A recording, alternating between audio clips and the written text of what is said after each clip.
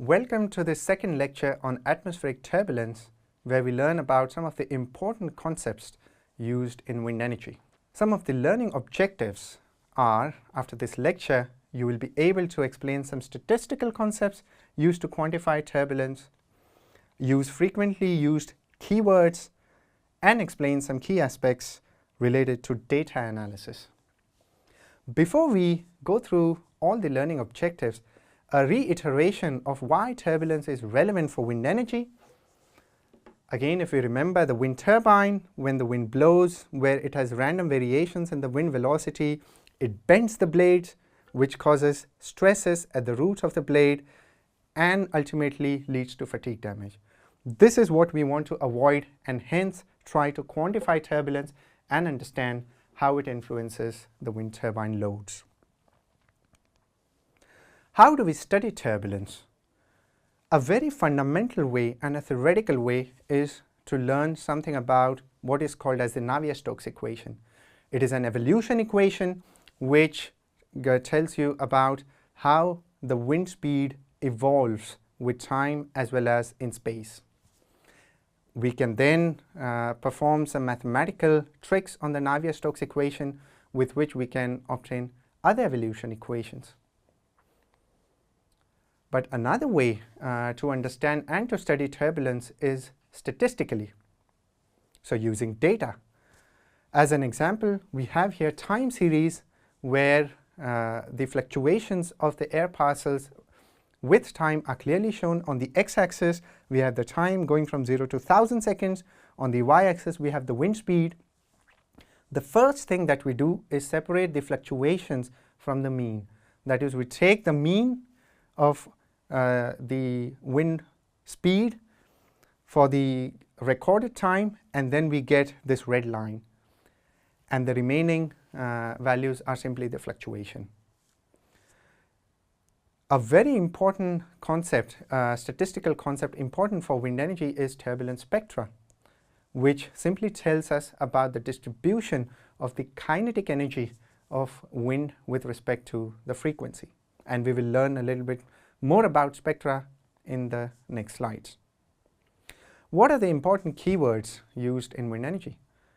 Now, first and foremost, we need to understand that when we study turbulence, some understanding of the coordinate system, the base coordinate system, the transformed coordinate system, and vector and matrix computations is very important. Wind vector, as we all call it, is composed of three components. Here you can see U, V, and W.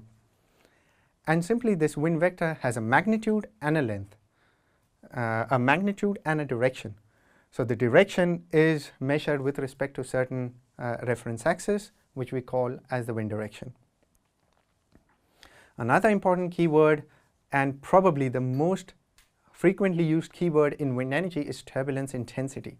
So this is a statistic which is used to quantify turbulence. And what information is required to estimate sample turbulence intensity is the mean wind speed and the standard deviation. Standard deviation is simply computed using the fluctuations of the time series. The next very important keyword is the turbulence scales. Again, as an example of this time series where you see random fluctuations, we can see that there are fluctuations which are occurring on a very large time scale, and fluctuations which are happening on a very small time scale, that is rapid fluctuations.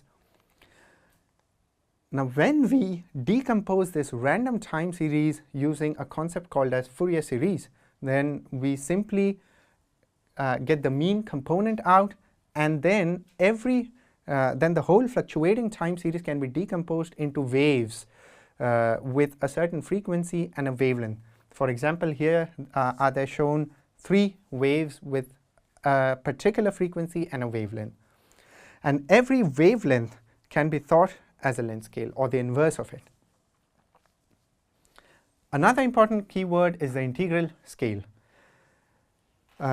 Physically, what integral scale means is that if we take a look at this time series, and if we simply take a look at the wind speed at 200 seconds, what can we say about the wind speed at 250 or 300 seconds and 100 seconds just by looking at the time series?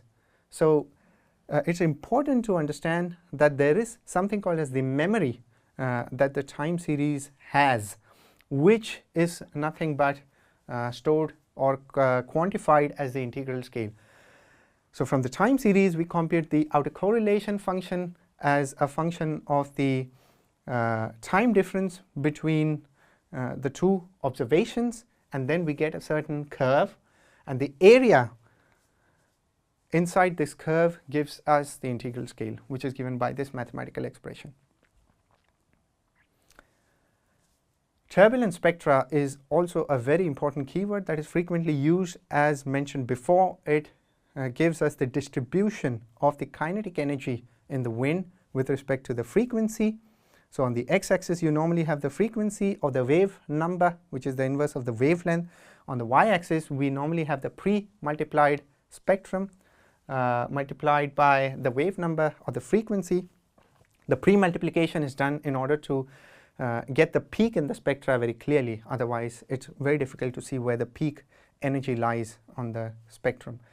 The red line shows the spectrum of the U component, the blue line is for the V, and the green is for the W. As we can clearly see, the scales, which is the turbulence length scale, which is given by the wavelength or the wave number corresponding to the maximum energy in the spectra, is very different for different components.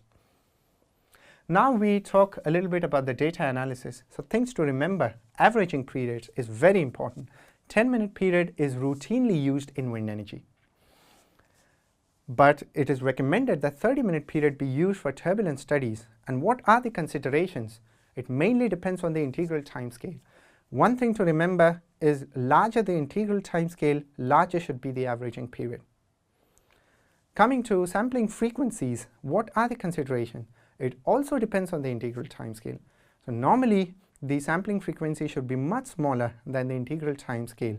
Otherwise, the random errors in the estimated turbulence statistics is quite large, which normally we don't like.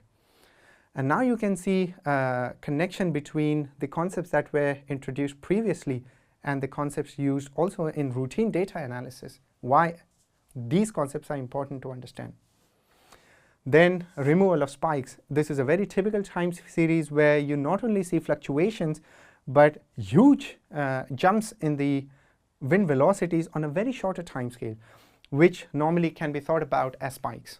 And this we need to remove, otherwise we artificially increase the amount of energy at higher frequencies.